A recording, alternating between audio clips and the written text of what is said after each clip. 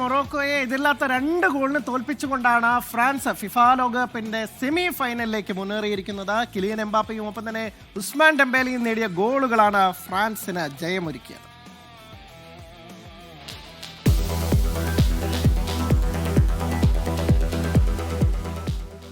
American മണ്ണിൽ വീശിയടിച്ച African കാറ്റിനെ വകവയ്ക്കാതെ ഫ്രഞ്ച് പടയാളികൾ മുന്നോട്ട്.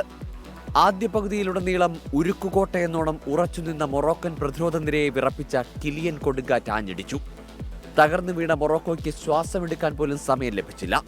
66-ാം മിനിറ്റിൽ ഒസ്മാൻ ഡെംബെലയുടെ കാലുകളിൽ നിന്ന് അടുത്ത പ്രഹരം. എതിരില്ലാത്ത 2 ഗോളുകൾക്ക് മൊറോക്കോയുടെ പതനം പൂർണ്ണം. ടൂർണമെന്റിലുടനീളം അത്ഭുതങ്ങൾ കാട്ടിയ ആഫ്രിക്കൻ സിംഹങ്ങളുടെ ഗർജനം നിലച്ചു. ഇതോടെ കാൽപന്ത് സിംഹാസനത്തിൽ എംബാപ്പെ ഒരിക്കൽ കൂടി മുദ്ര പതിപ്പിച്ചു. ഗോൾഡൻ ബൂട്ടിനായുള്ള പോരാട്ടത്തിൽ ലയണൽ മെസ്സിക്കൊപ്പമെത്തി. 20 ലോകകപ്പ് മത്സരങ്ങളിൽ നിന്ന് 20 ഗോളുകളെന്ന സുവർണ നേട്ടവും. ലിയോണൽ മെസ്സിക്ക് ശേഷം 20 ഗോൾ നേടുന്ന ആദ്യ താരമെന്ന പ്രത്യേകതയും എംബാപ്പയെ തേടിയെത്തി.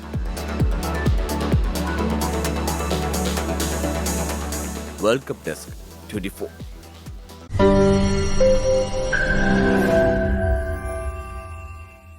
ലോകത്തെവിടെയായാലും ഏത് സമയത്തും 24 വാർത്തകളും ഓഗ്മെന്റഡ് റിയാലിറ്റി പാക്കേജുകളും എക്സ്പ്ലെയിനറുകളും വിശദമായി കാണാൻ ഞങ്ങളുടെ യൂട്യൂബ് ചാനൽ നിങ്ങൾക്ക് സബ്സ്ക്രൈബ് ചെയ്യാം.